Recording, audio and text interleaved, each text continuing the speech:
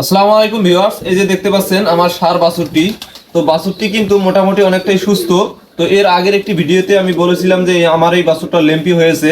তো লেম্পির কারণে গরুর শরীরে যে ফোস্কার মতো ওঠে, এটা কিন্তু ওঠেনি, যেহেতু এখন শীতকাল। তো শীতকালে লেম্পি হলেও প্রকোপটা কিন্তু একটু কম থাকে, যেহেতু এই বাছুরটাকে আমি সঠিক পরিচর্যা করতেছি এবং আল্লাহ তাআলার কৃপায় দেখতে পাচ্ছেন বাছুরটা মোটামুটি অনেকটাই সুস্থ। তো খাওয়া দাওয়ার রুচি মোটামুটি ঠিক আছে। তো এই যে প্রিবায়োটিক প্রোবায়োটিক একটি ঔষধ, তো এই ঔষধটা যদি সুস্থ গরুকেও নিয়মিত খাওয়ানো হয় তাহলে কিন্তু গরুর রোগ প্রতিরোধ ক্ষমতা বাড়ে, তারপরে গরুর খাবার যে রুচি এটা কিন্তু ঠিক থাকে। তো বিভিন্ন সাইড থেকে কিন্তু এই ওষুধটার উপকার আছে। তো আপনারা প্রিবায়োটিক প্রোবায়োটিক এই ওষুধটা গরুগুলোকে প্রতি মাসে অন্তত 5 দিন খাওয়াবেন। তো এই ওষুধটা খাওয়ালে কিন্তু গরুর রুচিও ভালো থাকবে, গরুর যে রোগ প্রতিরোধ ক্ষমতা এটাও ভালো থাকবে। আর এর সাথে অবশ্যই জিঙ্ক। তো আমি আপনাদের বরাবরই একটি কথা বলি, সেটা হচ্ছে যে আপনি যদি দুই একটি গরু লালন পালন করেন, আপনি নিয়মিত গরুগুলোকে জিঙ্ক খাওয়াবেন। কারণ জিঙ্ক এমন একটি ঔষধ যা রোগ প্রতিরোধ ক্ষমতা বৃদ্ধি থেকে যাবতীয় কাজ, মোট কথা গরুর শরীরের যাবতীয় কাজ কিন্তু এই জিঙ্ক করে থাকে। তো এই জন্যই মূলত জিঙ্ক নিয়মিতই আমি আমার গরুগুলোকে খাওয়াই। আর জিঙ্ক খাওয়ালে গরুগুলোর যে একটা ভাব থাকে, চনমনা ভাব, এটা কিন্তু গরুর শরীরে থাকে। তো এই জন্যই আপনারা গরুগুলোকে নিয়মিত জিঙ্ক খাওয়াবেন। আর এই যে দেখতে পাচ্ছেন আমার ষাঁড় বাছুরটা, তো বাছুরটা লেম্পি হওয়ার কারণে গ্রোথটা একটু কমে গেছে। তো লেম্পিটা যেহেতু কমে আসতেছে, মোট কথা পায়ের একটি সাইডের মধ্যে লেম্পি হয়েছিল, তো সাইডটা ফুলা আস্তে আস্তে কমতেছে। তো এটা ভালো হয়ে গেলেই এই গরুটাকে আমি মাল্টিভিটামিন খাওয়াবো। আর ফিড তো দিতেছি। তো আমি কিন্তু এই গরুটাকে ফিড খুব সামান্য পরিমাণেই দেই।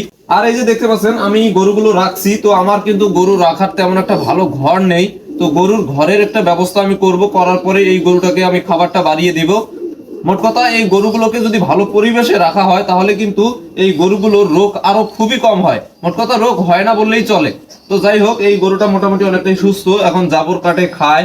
তো বন্ধুরা, এই যে দেখতে পাচ্ছেন আমার বকনাটি, তো এই বকনাটি কিন্তু এখন প্রেগনেন্ট হয়েছে। তো বকনাটির বয়স চলতেছে এখন 16 মাস।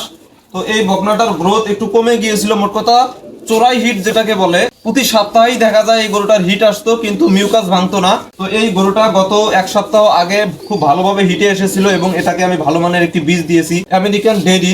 এই বকনাটাকে এর মায়ের কাছ থেকে আমি পর্যাপ্ত পরিমাণে দুধ একে খাইয়েছিলাম।